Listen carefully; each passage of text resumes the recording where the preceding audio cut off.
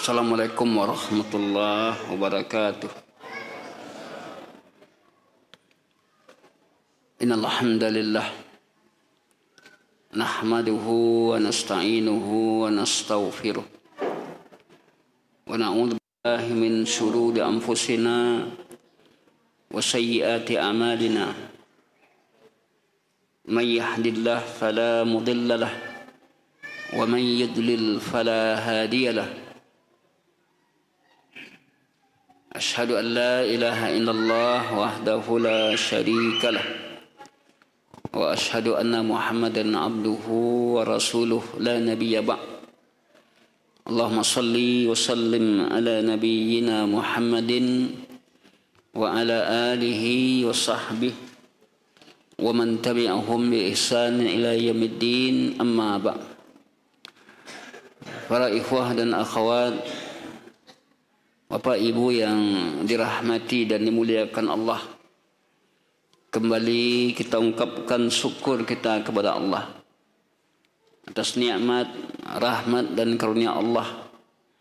Pada malam hari ini kembali kita berjumpa dalam rangka untuk memenuhi seruan Allah, yaitu talabul ilmi asy-syar'i, menghidupkan majlis-majlis ilmu yang insya-Allah Ta'ala sebagai jalan untuk mendapatkan hidayah, mendapatkan petunjuk Allah melalui al-ilmu. Salawat dan salam teruntuk buat Nabi kita, Nabi besar Muhammad sallallahu alaihi wasallam, sebagai uswah, tauladan dan panutan. Sesungguhnya hidup kita akan baik, akan selamat, akan mendapatkan kebahagiaan hidup tatkala kita ikuti tuntunan dan petunjuk Nabi kita, Nabi Muhammad sallallahu alaihi wasallam. Para ikhwah dan akhwat, Bapak Ibu yang dirahmati dan dimuliakan Allah, pada kesempatan yang berbahagia ini, tema yang akan kita angkat, al-maqsud bis salaf. Siapa yang dimaksud dengan salaf itu?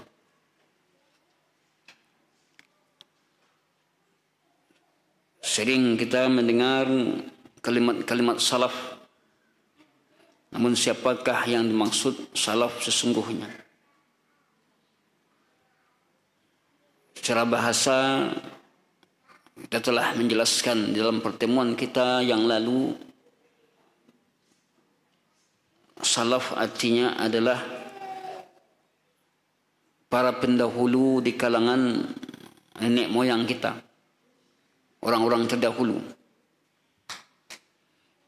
Mereka terdahulu namun mengambil pelajaran, orang-orang belakangan mengambil pelajaran dari mereka. Ibnu Asir mengatakan bahwa salaf itu man taqaddamuhu bil maut, orang yang terdahulu meninggal di kalangan bapak-bapak, ya, karib kerabatnya, dinamakan generasi awal dari orang-orang yang mengikutinya as-salafus salih. Itu makna dari segi bahasa. Adapun makna salaf dari segi istilah, beragam pendapat di sini tentang makna salaf dari segi istilah. Sebagian mereka mengatakan bahwa annahum as-sahabah faqat. Salaf itu sahabat saja. Pendapat yang kedua mengatakan bahwa salaf itu as-sahabah wa tabi'in, sahabat dan tabi'in. Kita sering mendengar nama sahabat. Sahabat itu adalah orang yang bertemu dengan Nabi, hidup dalam keadaan beriman, mati dalam keadaan beriman. Dikeluarkan situ munafik. Orang munafik bukanlah sahabat. Tabi'in, orang yang bertemu dengan sahabat, tidak bertemu dengan Nabi, hidup dalam keadaan beriman, mati dalam keadaan beriman. Sedangkan di bawahnya tabi'un tabi'in, orang bertemu dengan tabi'in.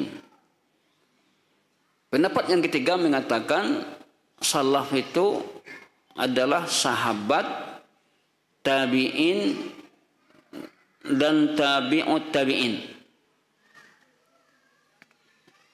Mengatakan salaf itu sahabat, tabi'in, dan tabi'ut tabi'in. Kalau tabi'ut tabi'in adalah orang yang bertemu dengan tabi'in, hidup dalam keadaan beriman pada Allah, bertauhid, mati dalam keadaan beriman. Pendapat yang keempat, anna salaf itu katanya man kana qablal khamsumiyah, orang yang hidup sebelum 500 tahun. Ya. Dan dia menyangkal bahwa pendapat ini mengatakan bahwa manhaj salaf itu atau masa salaf itu dibatasi oleh waktu. Ini pendapat yang keempat. Bahwa katanya manhaj salaf itu adalah generasi sampai umurnya 500, sebelum 500 tahun. Ya, dari kenabian, artinya adalah setelah kenabian.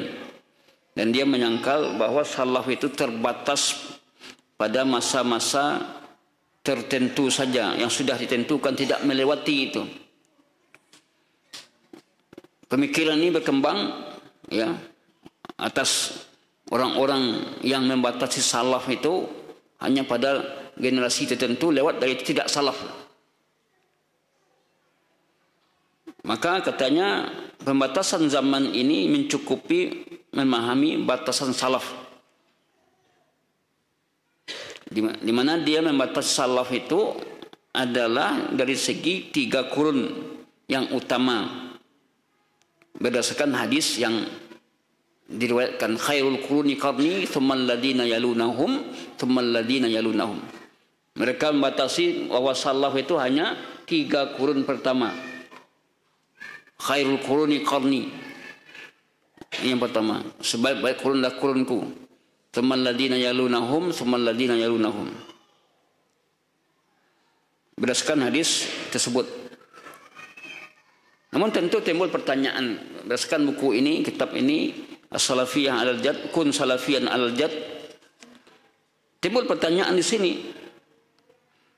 apakah nak tabir kita bisa mengambil ibrah, kita bisa menjadi pelajaran, kita anggap setiap orang yang hidup pada kurun tersebut adalah salaf yang bisa diikuti? Kalau sekiranya salaf itu dibatasi oleh waktu, apakah ya kurun generasi yang hidup pada masa itu semuanya bisa diikuti? Jelas pendapat tersebut tidak benar, kata Syekh. Tidak setiap orang generasi 3 generasi itu bisa diikuti. Kenapa? Bisa jadi dia hidup pada masa sahabat tapi dia bertentangan dengan sahabat. Dia hidup di generasi itu. Di pendapat yang keempat ini dibantah. Apakah setiap orang yang hidup di 3 generasi itu ya bisa diikuti, dipedomani semuanya? Tentu tidak. Pendapat yang menyatakan yang keempat ini tidak benar. Banyak generasi yang hidup, banyak orang yang hidup pada masa generasi sahabat, generasi tabi'in, tapi pendapatnya, pikirannya bertentang dengan para sahabat. Pikirannya bertentang dengan ya apa yang diamalkan oleh Nabi, seperti khawarij dan segala macamnya. Oleh karena itu tidaklah ya mutlak 3 generasi itu dikatakan generasi salaf. tidak mutlak. Tetapi wajib diidafahkan, disandarkan kecocokan pendapatnya, kesesuaian pendapatnya dengan Al-Quran dan Sunnah.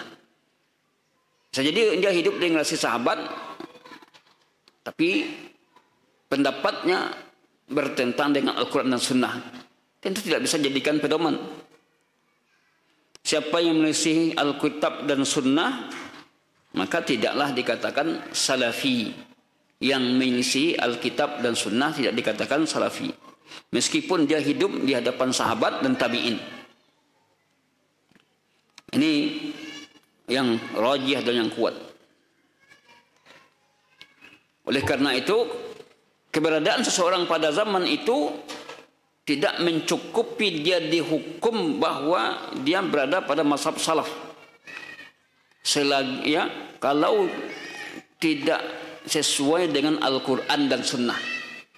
Jadi ada orang hidup pada generasi sahabat atau generasi tabi'in, belum tentu dia dikatakan salaf yang diikuti. Ya, belum tentu. Jika bertentangan pendapatnya dengan Al-Quran dan Sunnah, mungkin saja dia mubtadi', berbuat bid'ah. Oleh karena itulah ulama mengikat salaf itu dengan as-salafus salih. Ya, ulama mengikat kalimat salaf itu dengan as-salafus salih untuk agar lebih jelas, agar lebih terang.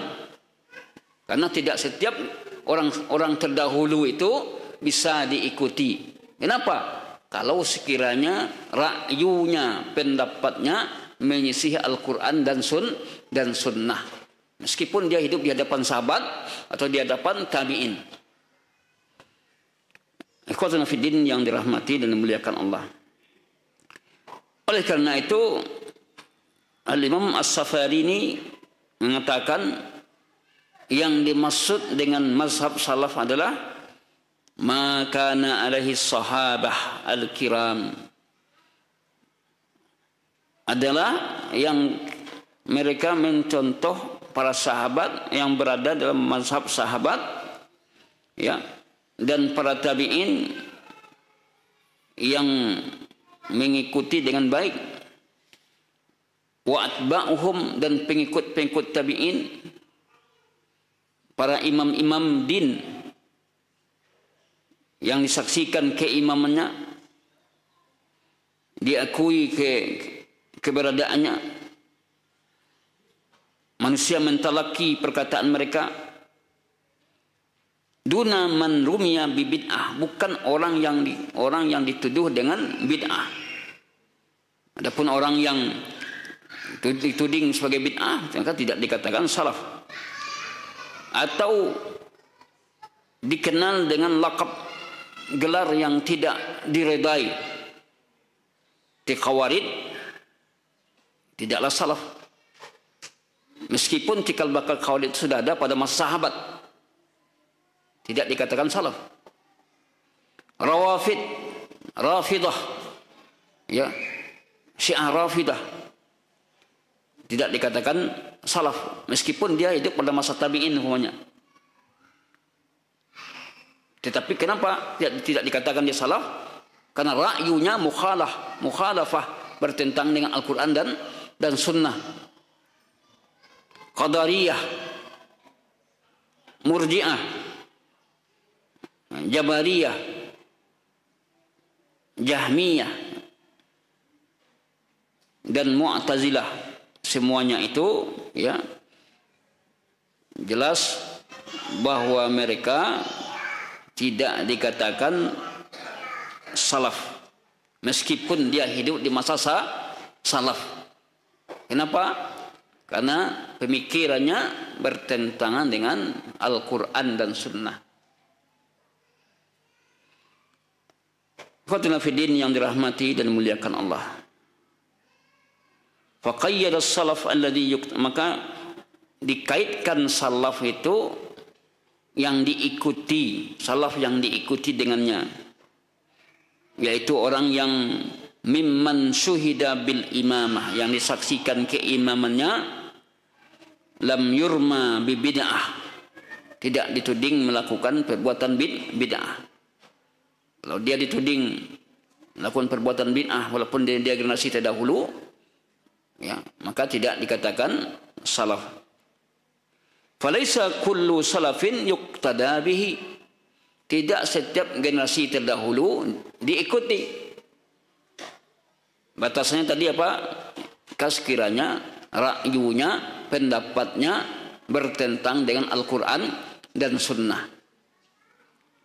Wa innama takunul qudwah, hanya saja ketika dia menjadi qudwah, menjadi contoh dan uswah dengan mereka yang terdahulu, orang-orang pilihan terdahulu di kalangan sahabat Rasulullah, para imam-imam tabi'in dan tabi'ut tabi'in yang mengikuti mereka dengan kebaikan, dan orang-orang yang dikenal berpegang teguhnya dengan sunnah, ya, wal imamah, dan menjauh bid'ah,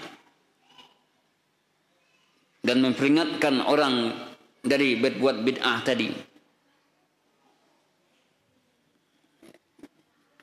Di mana Allah telah memerintahkan untuk mengikuti jalan-jalan para sahabat Rasulullah SAW dan asar-asar mereka, dan berjalan di atas manhaj mereka. Wattabi' sabila man anaba ilai, ikutilah jalan orang yang kembali kepadaku. Ini dikatakan, ayat ini jadikan dalil, wattabi' sabila man anaba ilai. Apa kata Imam Ibnu Qayyim ketika beliau menafsirkan ayat ini? Wa kullun minas sahabah munibun ilallah. Setiap sahabat itu adalah orang-orang yang kembali kepada Allah. Maka wajib mengikuti, ya, jalannya. Wajib mengikuti jalan para sahabat. Perkataannya, keyakinannya merupakan sebesar-besar jalan. Wattabi' sabila man anaba, ikutilah jalan orang yang kembali kepadaku, yaitu jalannya para sahabat. Allah telah reda kepada mereka. Allah telah reda kepada para sahabat tadi. Wa amman ittaba'hum, dan Allah reda kepada orang-orang yang mengikuti mereka dengan ihsan. Allah reda kepada sahabat, Allah reda pula kepada orang yang mengikuti para sahabat bi ihsan, itu dengan kebaikan.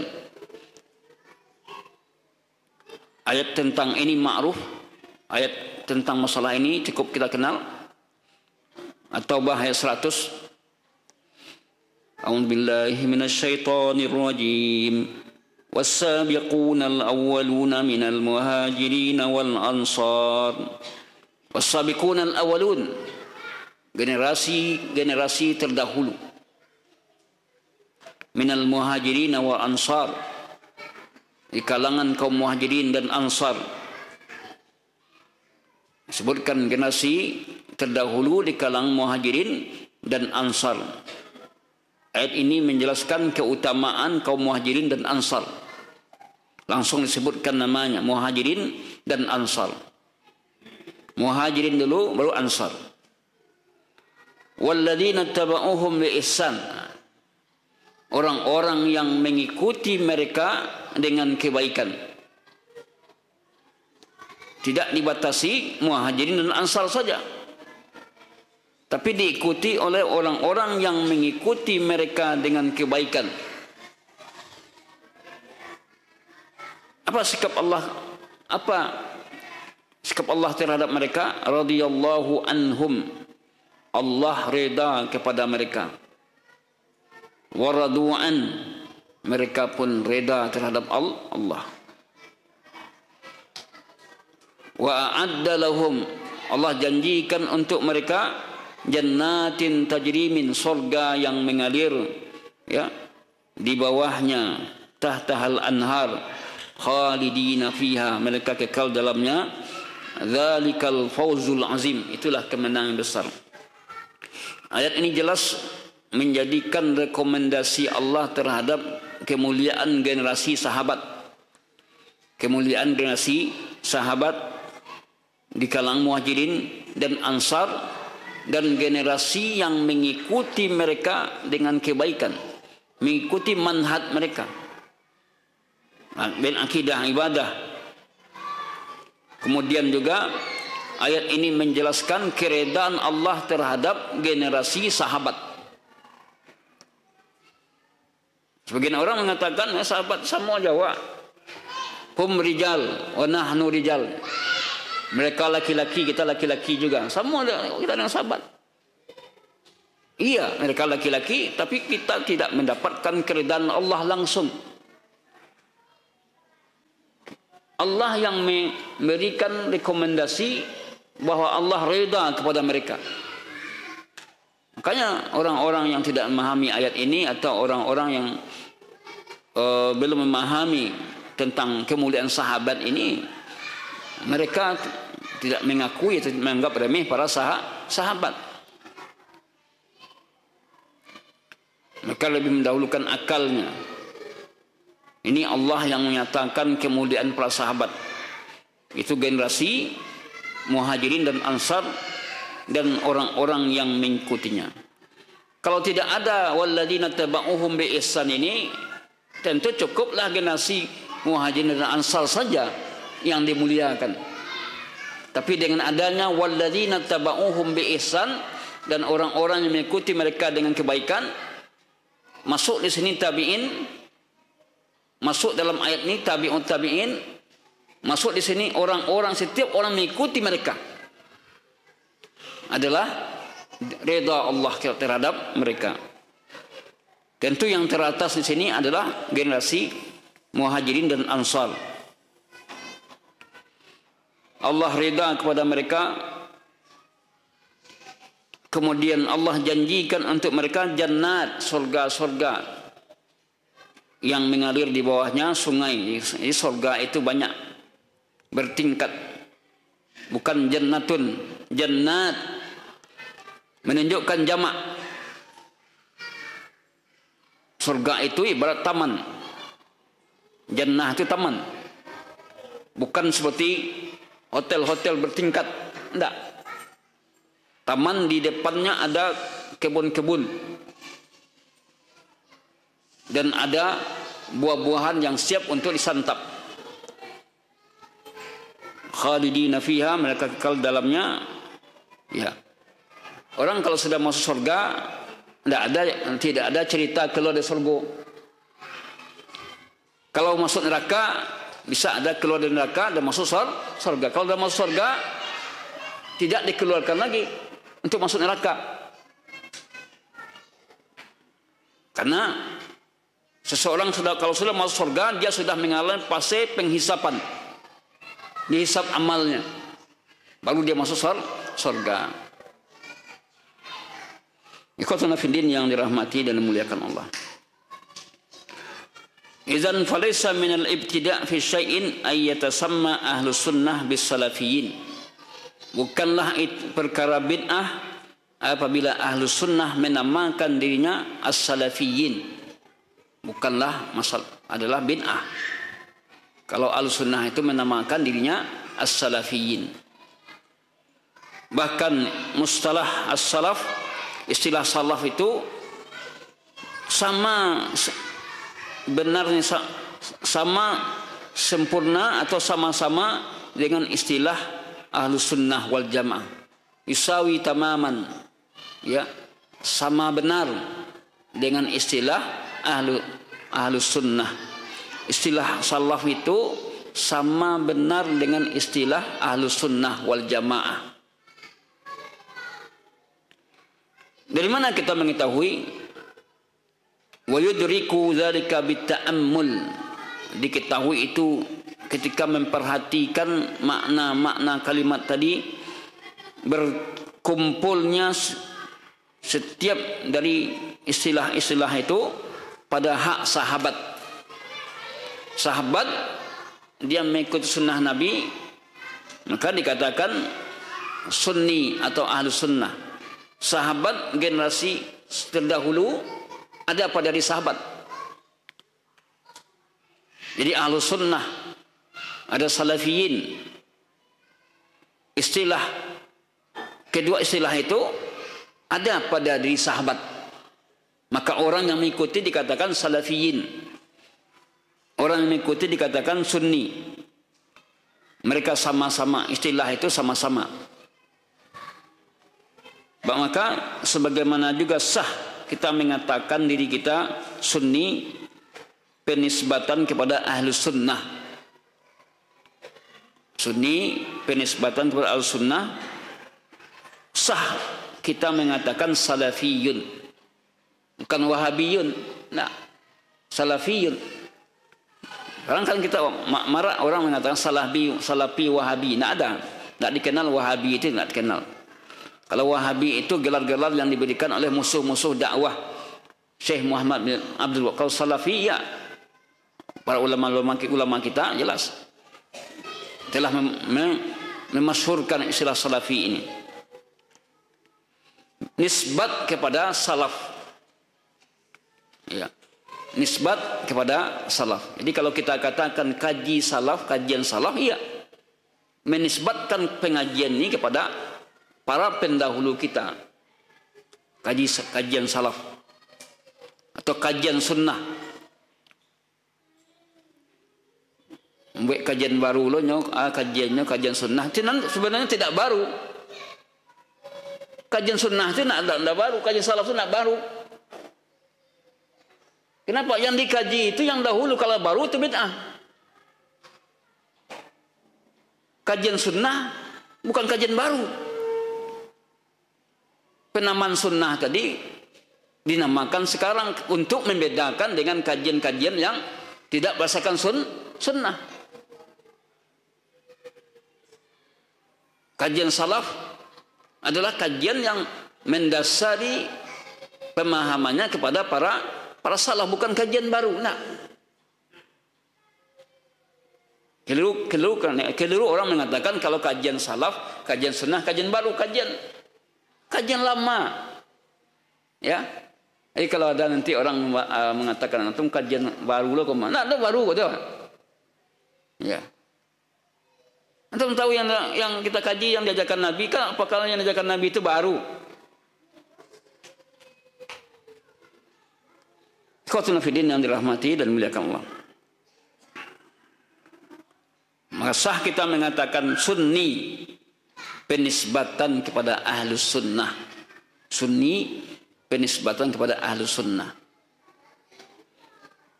Maka sah kita mengatakan perkataan salafi penisbatan kepada salaf.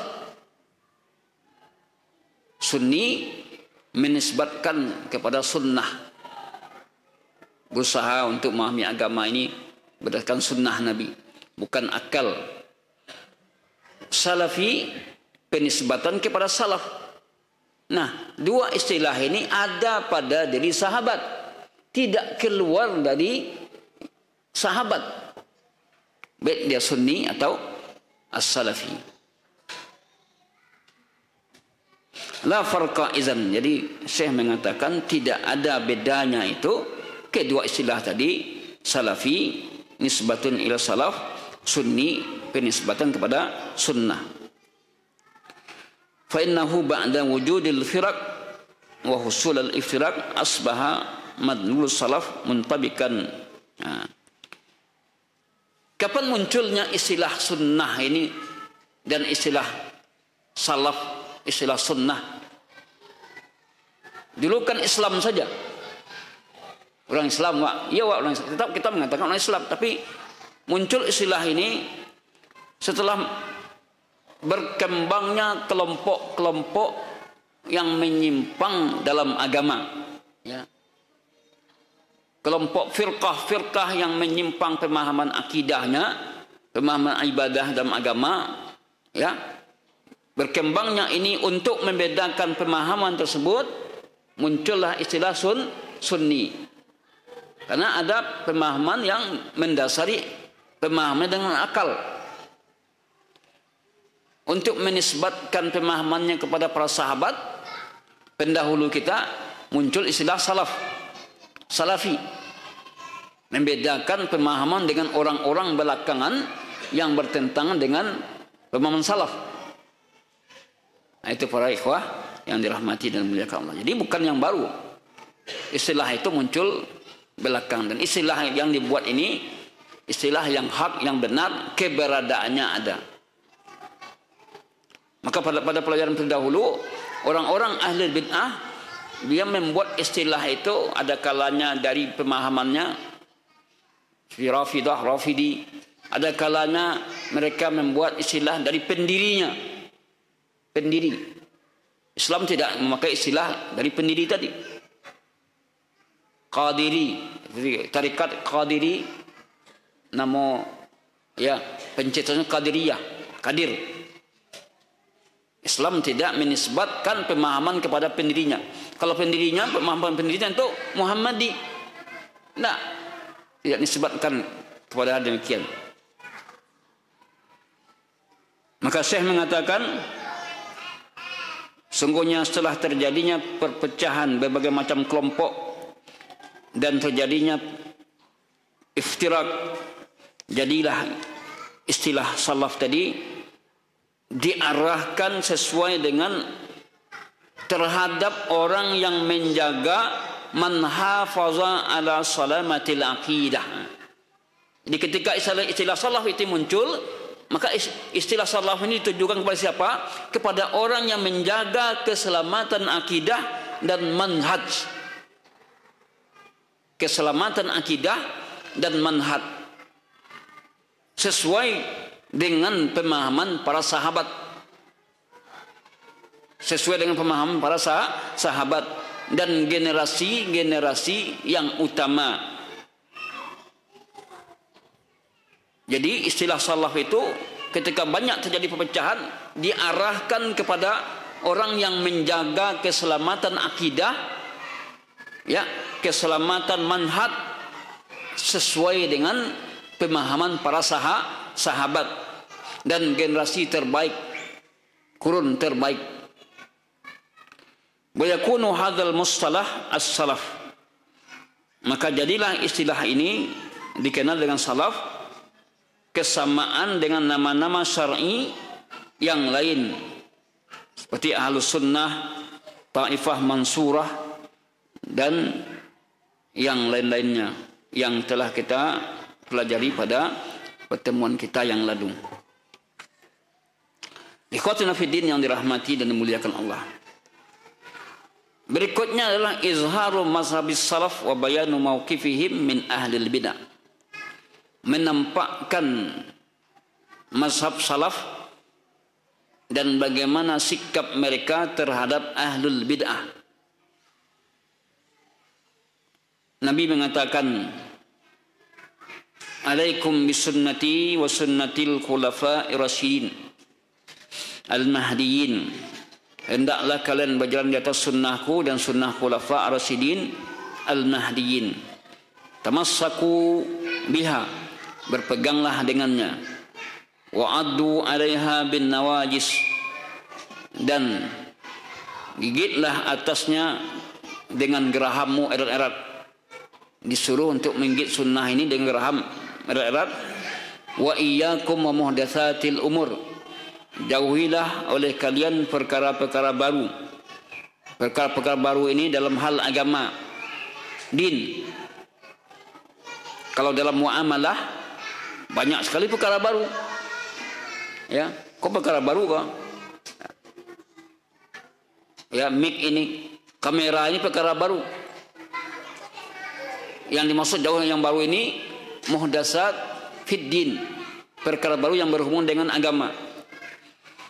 Fa inna kulla muhdatsatin bid'ah, setiap perkara baru dalam din itu ada bid'ah. Wa kulla bid'atin dhalalah. Nabi sallallahu alaihi wasallam mensifatkan dalam terhadap firqah najiyah, sifatkan juga dari Nabi kelompok yang selamat itu, man hiya ya Rasulullah. Sahabat bertanya, siapakah dia Rasulullah? Lalu ketika itu, ma ana alaihi wa ashabi.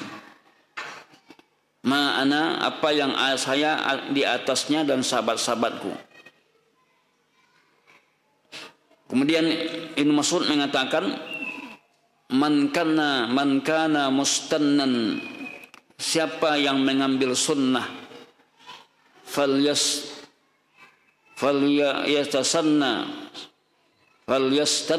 hendaklah dia mengambil sunnah, biman qad mata, dengan yang telah mati. Siapa mereka itu? Ulaika ashabu Muhammad, mereka itu sahabat Nabi Muhammad. Kanu khaira hadhil ummah, adalah mereka sebaik-baik umat. Wa abarraha, dan sebaik-baik hati. Ini kata Ibnu Mas'ud. Bagaimana sahabat digambarkan sahabat sebaik umat. Kemudian wa abarraha quluban, yang paling baik hatinya. Wa maquha ilman, yang paling dalam ilmunya. Wa aqallaha takallufan, yang paling sedikit ya takalluf, bebannya, mengeluhnya.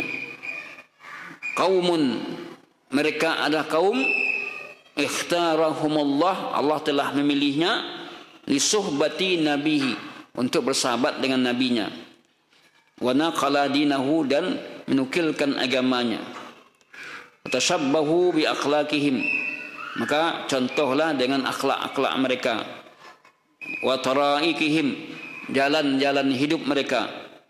Fahum kanu alal hudal mustaqim, mereka para sahabat itu adalah berada di atas petunjuk yang lurus. Sedangkan Imam Ahmad mengatakan, usulus sunnah indana, pokok-pokok sunnah itu menurut kami, kata Imam Ahmad, at-tamassuku bima kana alaihi ashabi Rasulullah, berpegang dengan apa yang diamalkan oleh sahabat Rasulullah. Wal iktida'i bihim, dan mengikuti mereka. Wa tarkul bid'ah, dan meninggalkan bid'ah. Jadi jelas sunnah itu kita pahami, kita amalkan, yang bid'ah kita tinggalkan. Di antara ya, jadi kita bisa mengetahui orang tadi berada dalam sunnah atau tidak ketika dakwahnya kemana arahnya, mengajak kepada sunnah dan meninggalkan bid'ah. Ada orang yang tidak mau bicara tentang bid'ah, tersinggung orang mekon.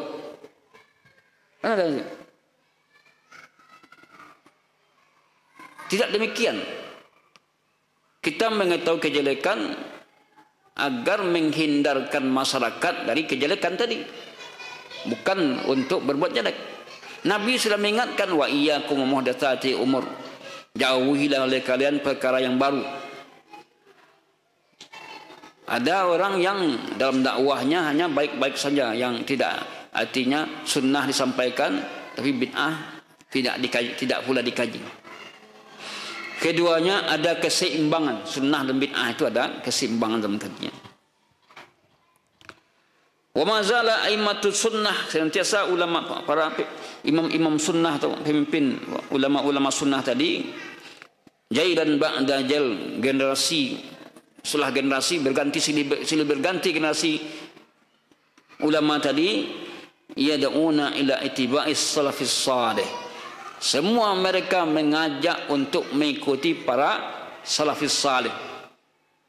Jadi ulama-ulama sunnah mereka semuanya mengajak untuk mengikuti para as-salafus salih dan mengikuti jalan hidup mereka, mengikuti tariqihim, jalan mereka, mengambil berdalil dengan dalil-dalil mereka dan akidah-akidah mereka sesuai dengan yang ada dalam kitabullah dan sunnah Rasulullah sallallahu alaihi wasallam.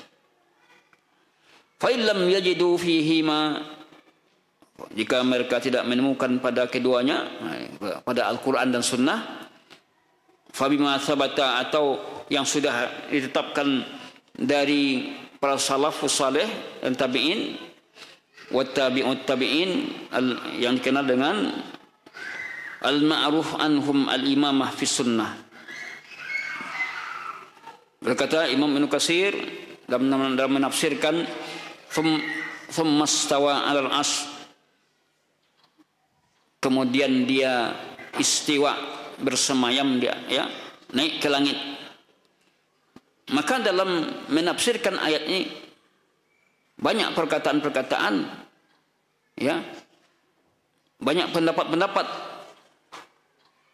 Tetapi para salaf dalam menafsirkan ayat ini, wa innama yuslaku fi hadzal maqam, hanya saja ditempuh dalam menafsirkan ayat tsumma stawa 'alal 'arsy, ditempuh dengan mengikuti mazhab salafus salih seperti Imam Malik, Auza'i, Thawri, Lais, Imam Syafi'i, Imam Ahmad, bahwa Allah itu di atas arsy. Kemudian Imam Ibnu Abil Iz Al-Hanafi mengatakan dalam kitab Tahawiyah, "Qad ahbabtu an asyraha", aku lebih suka untuk menerangkan jalan yang ditempuh oleh salafus saleh dalam ibarat-ibarat yang mereka katakan. Wa ansaju ala ma, ya, aku menempuh jalan mereka. Demikian juga Imam Az-Zahabi dalam muqaddimah kitabnya yang qayyim, yang berharga, Al-Ulu lil Aliyil Ghaffar, kata beliau, fa in ahbabta ya Abdullah al-insaf, jika engkau suka ya hai hamba Allah berlaku insaf, faqif ma'a nususil Quran, berdirilah kamu, tegaklah di atas bersama nas-nas Al-Quran dan sunnah-sunnahnya. Thumma anzur ma qalahu sahabah. Ini kata Imam Zahabi dalam kitab mukaddimah kitabnya, bagaimana menyikapi sikap terhadap para salaf. Jika fa in ahbab, sesungguhnya aku menyukai ya Abdullah al-insaf, berdirilah, tegaklah kamu bersama nas-nas Al-Quran dan sunnah-sunnahnya. Kemudian lihatlah perkataan para sahabat dan tabi'in, dalam para imam-imam tafsir, wa ma hakauhu, apa yang mereka riwayatkan dari mazhab salaf. Kemudian fa imma an tantik bi ilmin, ya, ada kalanya kamu bicara dengan ilmu, wa imma, atau ada kalanya taskutu bi hilmin, diam dengan hilmin, dengan santun. Ada orang-orang bicara dengan ilmu, ada bicara tanpa ilmu. Ada orang diam tapi tidak santun. Orangnya nyonok aja tapi tidak santun lah. Ya. Perkataan yang dalam sekali. Taskutu bihilmin. Kamu diam dengan santun. Diam tadi menyenangkan orang, dia tenang. Konyo diam tapi matonya tahu lala. Kan diamnya tidak santun. Dalam menyikapi nas-nas Al-Quran, jika sekiranya itu sudah diambil perkataan sahabat, para ulama tafsir, ya, atau yang diriwayatkan oleh para salaf, ya, kalau itu membuahkan ilmu, ya, diambil bahasa tantiku bi ilmin, bicara dengan ilmu, atau ini sikap dalam menyikapi dalil-dalil, bicara dengan ilmu atau diam dengan santun. Bicara dengan ilmu dan diam dengan santun. Faqad ihtaja al-sunnah dalam mengambil hujjah, menjelaskan untuk menampakkan masa salafus salih, di mana manhaj salaf ini tidak boleh diragukan lagi kebenarannya, bahwa ihtaju ila, butuhnya menampakkan, menzahirkan masa salaf tadi dalam bentuk pemahamannya.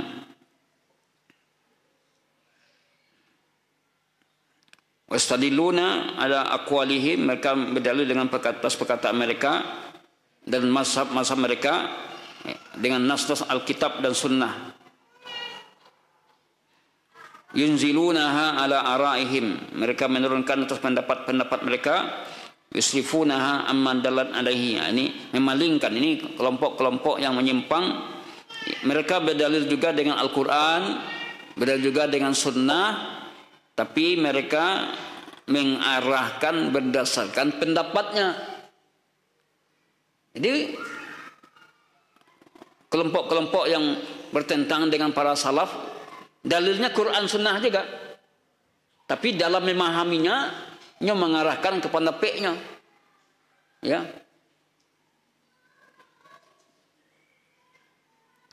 Beribadah sampai yakin, wa'bud rabbaka hatta ya'tiyakal yakin,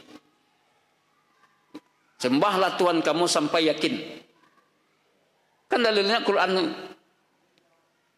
Di kita ini beribadah lelah yakin awak, la putih ma'rifah awak, sudah.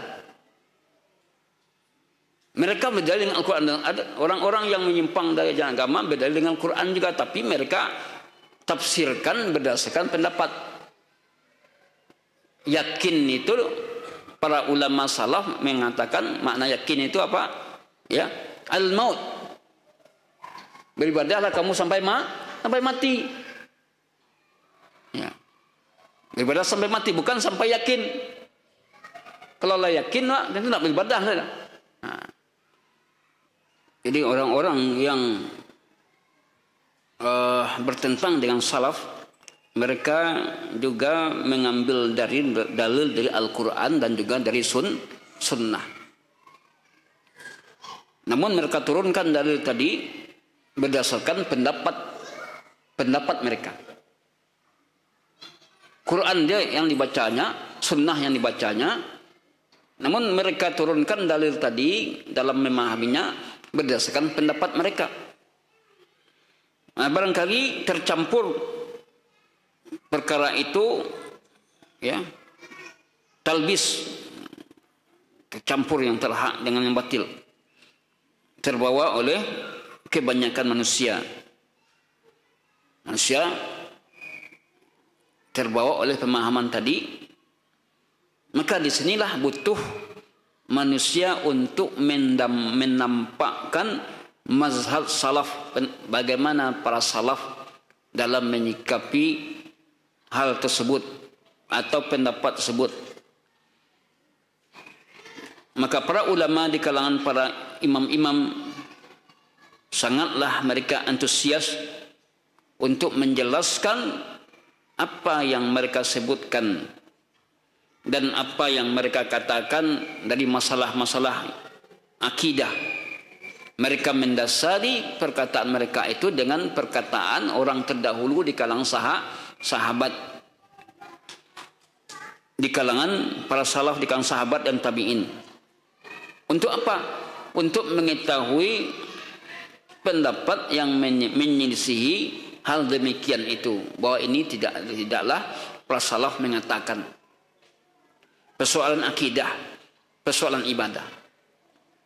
Adapun persoalan muamalah, ini yang tidak ada dulunya salaf melakukannya, maka ini dalilnya berdasarkan kias dan maslahat. Contoh ini mik tidak ada di masa salaf, lampu tidak ada di masa salaf, kemudian kamera tidak ada di masa salaf. Ya.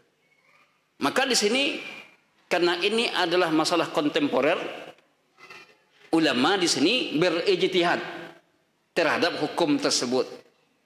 Ya. Terhadap hukum tersebut. Kalau sekiranya ya pemahaman kita tidak benar tentang salaf, tentu nak akan kita bagaimana Nabi dahulu lah, Nabi nak berlampu, nak usah berlampu lah. Ya, bagaimana Nabi dahulu bahwa tidak pakai mic, nak usah pakai mic, ini keliru. Kenapa? Karena ini umur dunia, masalah urusan dunia. Antum a'lamu bi umuri dunyakum minni, kamu lebih tahu dengan urusan dunia kamu dariku. Wa ana a'lamu bi umuri akhirati minkum, aku lebih tahu dengan urusan akhirat. Karena ini adalah urusan dunia, tidak berkaitan dengan din, ya, urusan dunia. Namun dalam urusan dunia ini ada aturan-aturannya, ada kaidah-kaidah secara umum. la darara wala dirara, tidak membahayakan, tidak memudaratkan. Kemudian kalau dia memberikan maslahat, maka jelas keberadaan teknologi memberikan maslahat. Ikhwatul fillah yang dirahmati dan dimuliakan Allah. Jadi masalah-masalah keyakinan, akidah, atau ibadah, agar tidak menyelisih salaf, kita ketahui pendapat pas salaf dulu. Nanti akan kita ketahui, baru setelah itu yang berbeda dengan pendapat salaf, maka itu dianggap ketika itu adalah menyimpang. Kecuali masalah-masalah yang kontemporer, belakangan muncul yang tidak dikaji dahulunya, maka di sini ulama namanya berijtihad, ya, bersungguh-sungguh untuk membuat, inilah namanya fatwa para ulama. Ada fatwa itu tetap fatwa itu berdasarkan pendapat terdahulu, namun ada fatwa kontemporer namanya. Maka dari sini jelaslah bahwa rujuk kepada menampakkan syiar salaf ini merupakan bagian dari agama untuk membedakan dari pemahaman-pemahaman yang menyimpang. Dan sikap terhadap ahlul bid'ah jelas tidak mengikuti mereka dan menjauhkan dari bid'ah-bid'ah tadi. Kapan kita bisa mengetahui itu bid'ah? Ya ketika kita sudah belajar sunnah. Kalau lah belajar sunnah tahu kita bid'ah. Kalau tidak belajar sunnah tidak tahu bid'ah. Makanya masyarakat kita tidak tahu bid'ah. Bid'ah dikerjakannya karena tidak belajar yang sunnahnya bagaimana, yang sesunnahnya bagaimana. Wallahu a'lam bishawab. Cukupkan kita masuk kepada sesi harta haram muamalah kontemporer.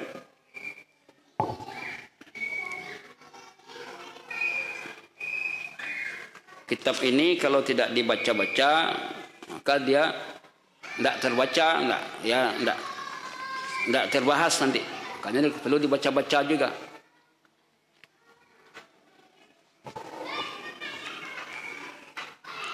Kita sudah membahas dalam muamalah kontemporer ini,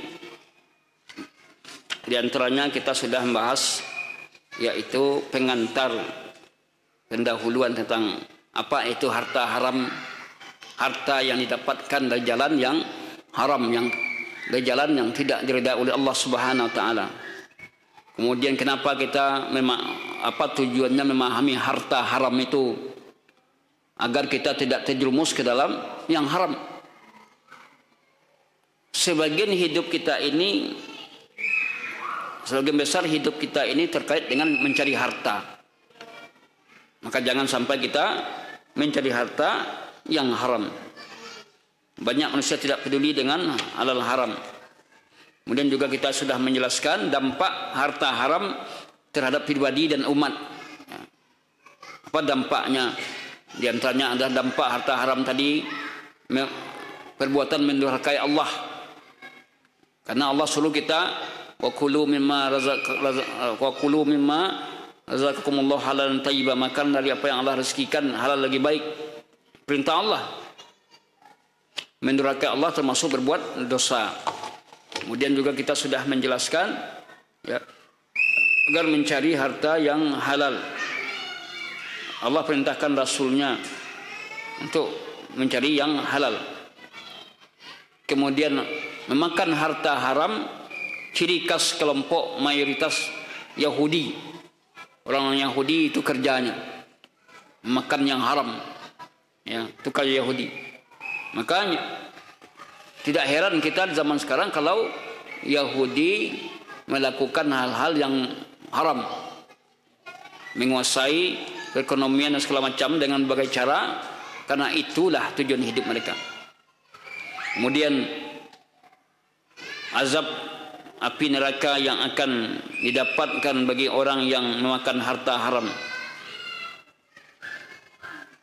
Kenapa Ustaz memakai istilah memakan? Kan harta haram itu bukan untuk dimakan saja. Ada dipakai dibuatkan rumah, ya. Dipakai diberikan kendaraan. Istilah memakan itu adalah mengkias, kinayah, sindiran. Kemudian karena ya yang paling terbesar objek usaha itu adalah memakan. Makanya sering dipakai istilah makan tadi. Ya. Walaupun tidak untuk dimakan. Memakan itu konsumtif terbesar. Maka dipakai istilah memakan. Kemudian doa tidak dikabulkan. Kalau kita memakan harta yang haram, menipu orang, ya, berbuat bohong, curang, nah, jelas ketika kita berdoa tidak dikabulkan oleh Allah. Innallaha thayyibun la yaqbalu illa thayyiba. Allah itu baik, tidak akan menerima kecuali yang baik.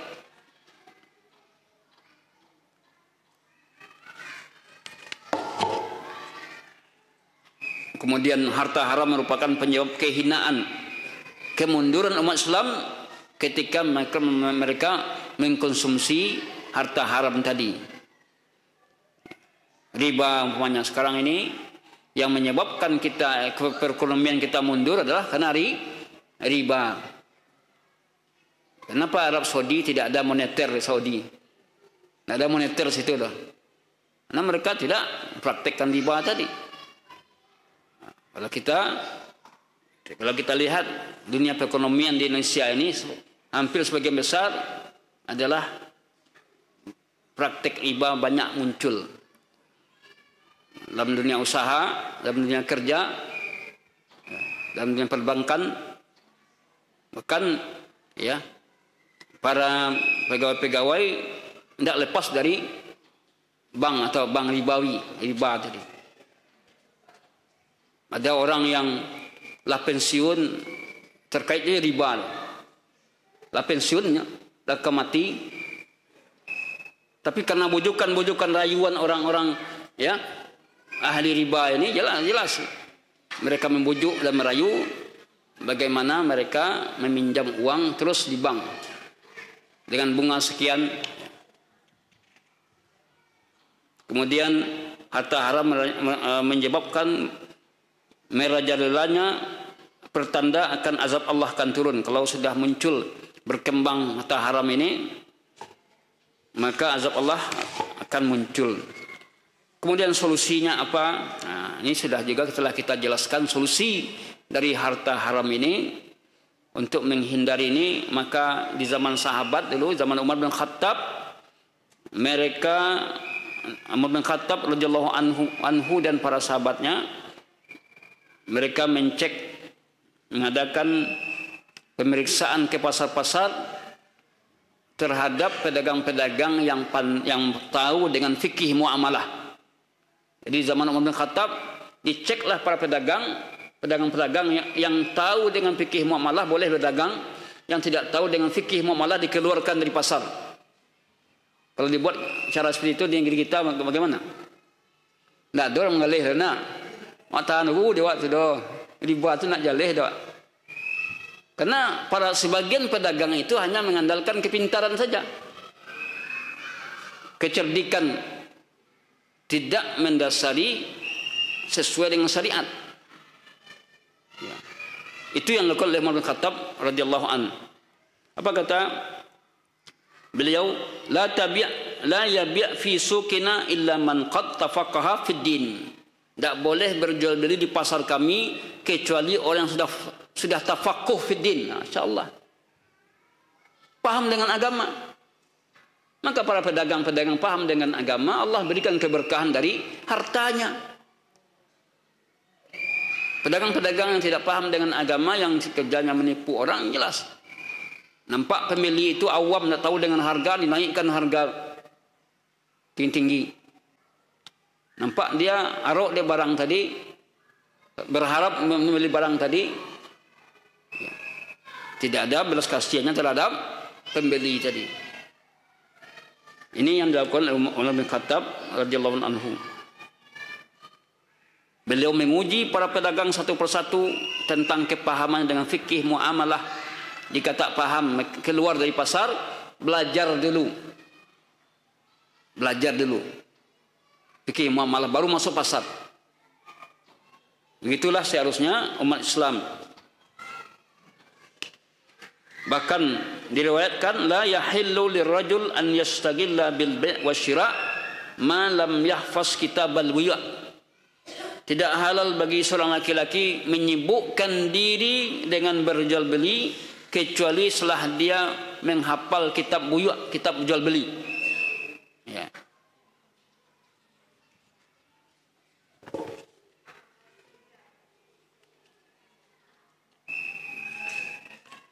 Kemudian kita juga sudah menjelaskan harta haram hasil kezaliman. Zalim adalah dari bahasa Arab zulmun, menempatkan suatu bukan pada tempatnya. Dalam bahasa Arab, dalam bahasa Indonesia diterjemahkan dengan zalim. Zulmun, zalim. Dalam bahasa Indonesia zalim, dalam bahasa Arab zulmun. Istilah zalim ini berarti mengerjakan larangan serta meninggalkan perintah Allah. Ini dia zalim. Orang yang mengerjakan larangan dan meninggalkan perintah Allah, ya, ini zalim. Maka setiap perbuatan yang melampaui ketentuan syariat, setiap perbuatan yang melampaui ketentuan syariat dianggap zalim. Baik itu menambah, mengurangi, dianggap zalim. Nah, zalim dalam bermuamalah ini banyak terjadi. Kezaliman itu sudah jelas diharamkan oleh Allah. Dalam hadis qudsi dinyatakan, inni haramtu zulma ala nafsi faja'altuhu muharraman bainakum. Wahai hambaku, aku haramkan kezaliman atas diriku, kata Allah. Waja'altuhu muharraman bainakum. Aku jadikan kezaliman itu haram terjadi sesama kalian. Fala tazalamu. Jangan berbuat zalim. Bahkan tidak boleh berbuat zalim walaupun itu kepada musuh sendiri. Orang kita tidak suka dengan dia, lalu kita zalim dengan dia. Tidak boleh. Wala yajrimannakum syana'anu qaumin ala alla ta'dilu. Ya'dilu huwa aqrabu littaqwa. Jangan kebencian kamu kepada suatu kaum membuat kamu tidak berlaku adil. Ya'dilu, berlaku adillah, huwa aqrabu littaqwa. Bahwa berlaku adil itu lebih dekat kepada takwa. Nabi Muhammad merupakan contoh seorang yang sangat adil. Kemudian juga diriwayatkan, ya, dalam dikatakan Dr. Khalid As-Sayya berkisah, ada seorang ustaz berkisah, yaitu seorang Syiah yang sangat benci dengan kelompok Sunni, berubah menjadi penganut Sunni, di mana di saat dia menyaksikan keadilan Islam, ya, di mana Syekh ditanya bagaimana, Syekh bin Baz ditanya bagaimana hukumnya saya sebagai pejabat menghadapi dua orang yang mengikuti tes masuk ke pegawaian, supaya masuk ke pegawaian umum, ini cepatnya pegawai umum, ya. Yang satu berasal dari kelompok non-Sunni atau Syiah, kemudian nilainya lebih bagus dari kelompok yang Sunni.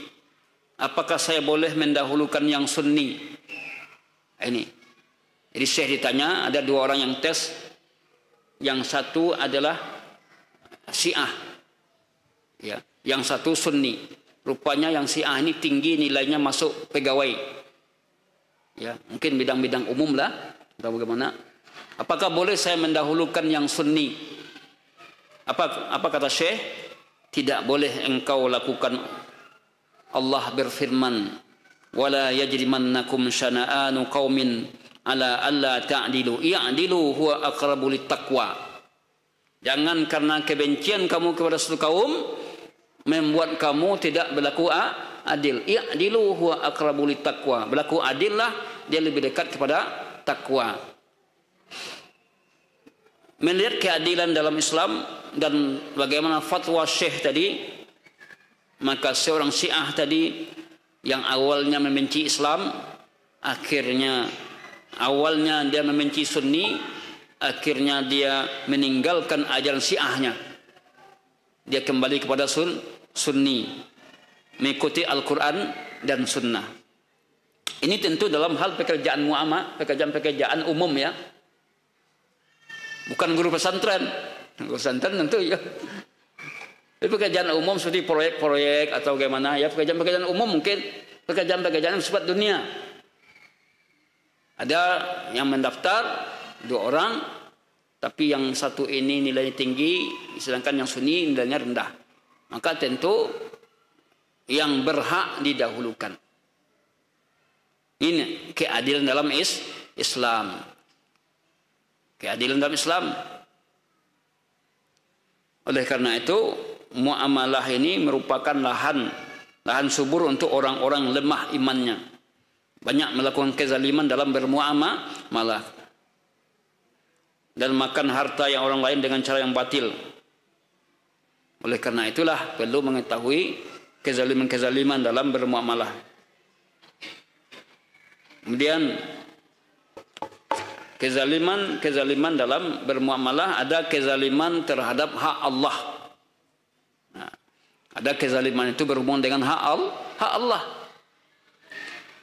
Di antara harta haram adalah harta yang bercampur dengan hak Allah yang tidak dibayarkan, seperti zakat yang tidak ditunaikan. Jadi orang kalau dia sudah berhak bayar zakat, sudah sampai senisab haul, lalu dia tidak membayarkan zakatnya, maka dianggap dia zalim. Dia menahan hak Allah. Tindakan ini sebuah kezaliman terhadap hak Allah. Harta tersebut terhitung harta haram. Jadi kalau dia tidak menaikkan zakatnya, padahal dia sudah layak, nisab sudah, haul sudah, tidak ditunaikan zakatnya, maka dia telah makan harta haram sudah dimakannya. Tercampurlah yang halal dengan yang haram tadi. Kemudian harta haram zakat yang tidak ditunaikan. Allah Subhanahu wa taala telah menciptakan seluruh makhluk dan juga telah menjamin rezeki mereka. Wa ma min dabbatin fil ardi illa 'alallahi rizquha. Tidak ada makhluk melata di muka bumi ini melainkan Allah sudah jamin rezekinya. Ya. Sebagian orang ada yang memperoleh rezeki dari jasa. Ya, ada orang yang memperoleh rezeki dari harga barang. Ini pedagang. Ada orang yang mendapatkan rezeki dari keuntungan harga, pedagang. Ada orang yang mendapatkan rezeki bukan dari jasa, bukan dari harga barang, tetapi mendapatkan rezeki karena statusnya sebagai fakir, miskin. Itu rezeki juga baginya. Di zakat yang akan dibayarkan itu adalah hak orang-orang fakir dan miskin atau mustahik. Haknya tidak ditunaikan, berarti kita sudah makan hak mereka. Makanya Allah katakan dalam surah Al-Ma'arij, walladzina fi amwalihim haqqun ma'lum. Orang-orang yang dalam harta mereka itu ada hak yang sudah ditentukan. Lis-sa'ili wal mahrum, untuk peminta-minta dan orang yang tidak minta-minta. Jadi orang miskin itu ada 2. Ada miskin yang minta, ada yang tidak minta. Tidak mau diminta, dia jaga dirinya dari minta-minta tadi. Ada orang yang menjadikan minta-minta sekarang sebagai profesi. Ini sudah saya sampaikan. Tetangga saya dulu tinggal di Padang, punya rumah kos. Punya rumah kosnya, ruko. Akhirnya ketemulah dia di perempatan lampu merah. Astagfirullah, iko karajonya kiranya. Ikhwah kita kos di situ. Kawan kos di situ, di kos di rumahnya. Ditemukan itu karajonya. Cacatnya diandalkan untuk minta-minta tadi. Nah, ini sebenarnya tidak boleh lagi. Lah kayunya itu. Ya. Tapi karena sudah kecanduan minta-minta tadi, ya memang repot. Kalau mental sudah mental awak lah kanai, ya sudah terasa enaknya minta-minta tadi, itu kerja minta-minta aja.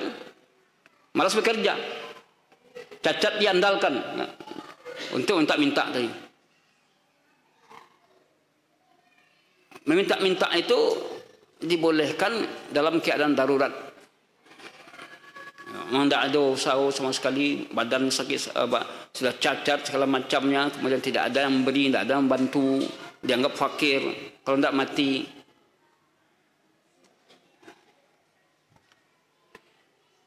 Ayat di atas menjelaskan bahwa zakat yang merupakan rezeki para kaum lemah yang telah ditentukan persentasenya, maka tidak cukup jika dikeluarkan sekehendak pemilik harta. Ya, harus ada ikut aturan. Bila diketahui bahwa zakat itu, zakat bagi fakir miskin sama arti dengan upah bagi orang pekerja dan sama dengan harga barang yang diberikan pembeli kepada penjual, maka Allah mencela orang yang tidak mengeluarkan zakatnya atau menahan zakatnya. Menahan zakat sama menahan rezeki orang. Zakat tidak dikeluarkan sama menahan rezeki orang. Fakir miskin, sebenarnya fakir miskin itu kita yang mengantarkan zakatnya. Karena itu rezeki dia. Tidak dijadikan dia minta-minta.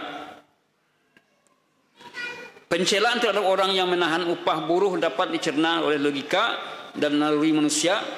Akan tetapi pencelaan terhadap orang-orang yang menahan rezeki fakir miskin tidak demikian halnya. Oleh karena itulah Islam mewajibkan kepada orang-orang yang telah memenuhi syarat untuk menunaikan zakat dan menjadikan kewajiban zakat merupakan salah satu rukun Islam. Jadi orang yang menahan zakat orang lain, ini bentuk kezaliman yang besar. Bila seseorang menunda kewajiban zakat, ya, berarti dia menunda rezeki orang fakir miskin.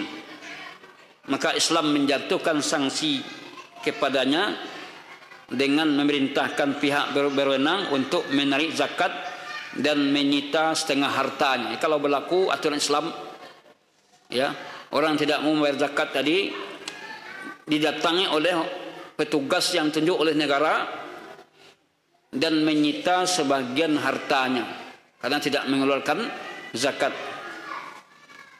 Dalam hadis dinyatakan, wa man mana'aha fa inna akhidhuha wa syatra malihi azmatan min gharamati rabbina.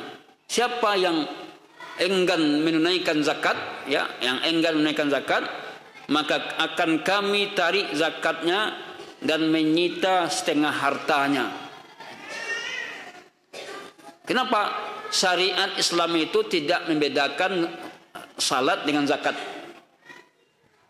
Kenapa? Dalam Al-Quran selalu digandeng antara perintah menegakkan salat dan bayar zakat. Wa aqimus salah wa atuz zakah. Aqimus salah wa atuz zakah.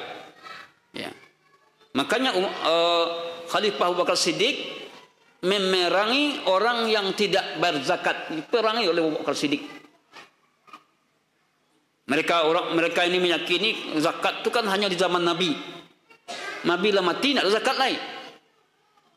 Akhirnya didakwahi oleh Abu Bakar Siddiq dengan mengirim utusannya, yang sadar rujuk lagi, yang tidak sadar diperangi. Ini kalau berlaku syariat Islam yang utuh tentu demikian adanya. Sebab kalau jumlah orang yang enggan menaikkan zakat itu banyak, jumlah besar, tentu mereka akan membentuk kekuatan. Akhirnya apa? Darah pun boleh ditumpahkan dengan cara memerintahkan memerangi mereka. Ini yang dilakukan oleh Abu Bakar Siddiq. Karena kelompok yang enggan berzakat tadi banyak, mereka telah membuat kekuatan. Terpaksa Abu Bakar Siddiq memerangi orang-orang yang enggan bayar berzakat tadi. Karena mereka telah menumpuk harta haram. Ya. Hak-hak fakir miskin yang seharusnya mereka terima, ya, ditahan. Inilah bentuk kezaliman tadi. Dalam hadis dinyatakan, man adda zakata malihi faqad dhahaba anhu syarruh. Siapa yang telah menunaikan zakatnya, niscaya hilang kotoran darinya. Bagaimana cara membersihkan harta haram? Terakhir pembahasan kita. Harta haram ini harus dibersihkan dengan cara menghitung jumlah zakatnya. Ini harta haram yang berhubungan dengan zakat yang tidak ditunaikan. Hitung zakat, berapa tahun dia tidak bayar zakat, kebanyakan hitung sesuai dengan jenis hartanya, sesuai dengan syariat. Jika harta tersebut masih dimilikinya, maka wajib dikeluarkan secepatnya. Kalau harta yang dizakatkan itu masih dimiliki, keluarkan secepatnya. Ya. Setelah sebelumnya bertobat kepada Allah, dia tobat kepada Allah dulu, dan berjanji tidak akan mengulangi dan menyesali perbuatan itu. Jika hartanya telah berkurang atau lenyap sama sekali, maka harta haram dari zakat tadi hutang baginya, berhutang dia. Jadi andai kata seorang muslim baru dia sadar, dulu dia sekian tahun hartanya cukup untuk zakat tapi tidak dia bayarkan, dia mendapatkan pengajian tentang wajibnya menunaikan zakat. Bagaimana caranya untuk membersihkan hartanya? Jika hartanya masih ada, keluarkan, hitung zakat-zakatnya dahulu, lalu jumlahkan, keluarkan. Jika hartanya tidak ada lagi atau lenyap, maka ini berarti tanggungan, berhutang. Tidak bebas lah. Ya, nanti suatu saat ketika dia ada punya rezeki, maka dia bayar zakat-zakat terdahulu tadi. Jika dia telah rezeki. Jika dia meninggal dan belum membersihkan hartanya, bagaimana kalau dia meninggal? Hartanya belum dibersihkan. Maka kewajiban ahli warisnya, kewajiban ahli warisnya untuk mengeluarkan zakat-zakat pada tahun lalu sebelum harta tersebut dibagikan. Jadi tentu di sini orang tuanya harus mengkhabarkan. Makanya sebelum seseorang meninggal, cepat sadari ada nak hutang. Tolong nanti bayarkan hutang saya kepada sebulan. Kita juga sang anak bertanya, kok ayah awak, kok ibu awak lah sakit-sakit. Tapi usahakan ketika dia masih sadar. Jangan bekonya lah lelek, nak ada sadar lalu tanya. Cuma tanya ketika dia masih sadar. Pak, Bu, kira-kira ada nak hutang apa, tak ibu? Ya. Ada tu. Dengan siapa saja, catat. Ada nak zakat dulu yang ada dibayarkan. Ini mungkin sebagian anak yang kita luput ini, lupa awak. Kenapa? Karena kita tidak mengkaji fikih-fikih seperti ini. Kalau kawan perlu, dia berwasiat juga. Ini dilakukan ketika masih sadar, masih tahu jorang. Kalau tahu jorang, boleh. Ini yang kadang-kadang kita luput. Kita menyangka bahwa dia masih hidup, dia umurnya panjang, lupanya enggak. Kita pun juga demikian. Kita sampaikan kepada anak, awak lah merasa sakit, wala parah, aku tolong nanti begini-begini, amanahkan. Kenapa? Agar kita mati nanti tidak punya hutang dibayarkan oleh ahli waris kita. Jadi jika dia meninggal dan belum membersihkan hartanya dari harta haram, maka ahli warisnya menjadi tanggung jawabnya untuk mengeluarkan zakat-zakat pada tahun-tahun yang berlalu. Tapi kalau tidak ada ahli waris, tidak diketahui dari yang meninggal hutang-hutangnya, maka kita umumkan kepada orang lain dengan membawa bukti. Bapak Ibu sekalian, kepada orang yang kita kenal, ada orang tua kita, saya punya hutang, ya, tolong datangi saya dengan membawa bukti. Oh nanti misalnya, jadi orang mengaku orang gaya hutang, kan? Itu ada bukti. Namun tentu juga dilihat kalau orang itu memang jujur. Sebagian masyarakat kita ada karena perasaan, jadi bau hutang kok tidak ada bertulis dah. Itu ala ditulis, nak usah ditulis hutang tadi. Kan awak sama awak kan. Banyak kita seperti itu karena perasaan. Kemawak badun sana, bate tangga, hutang 1 juta, 2 juta, tidak bertulis. Akhirnya lupa. Ini soalannya. Ya Pak Ibu sekalian, tidak mengapa kita amalkan. Ya ayyuhalladzina amanu, idza tadayantum bidainin ila ajalin musamma faktubuh. Ayo orang beriman, jika kamu bertransaksi dalam batas yang sudah ditentukan, tulislah. Maka tulis menulis ini merupakan syariat kita. Kenapa ada muncul surat nikah? Ayat ini merupakan satu bentuk aplikasi dari tulis menulis tadi. Kalau tidak ada surat nikah, orang akan mengakunya bujang segala macamnya. Itulah adanya surat nikah tadi. Walaupun nikah itu tidak pakai surat, tetap sah. Tetap sah, ada wali, ada saksi, ya, ada maharnya. Tapi dengan adanya tertulis tadi, ini akan menguatkan. Wallahu a'lam bishawab. Ini yang bisa saya sampaikan kaji kita. Semoga berfaedah dan manfaat, menambah ilmu kita semua. Akhirul kalam, subhanakallahumma wa bihamdika, asyhadu an la ilaha illa anta, astaghfiruka wa atubu ilaik. Assalamualaikum warahmatullahi wabarakatuh.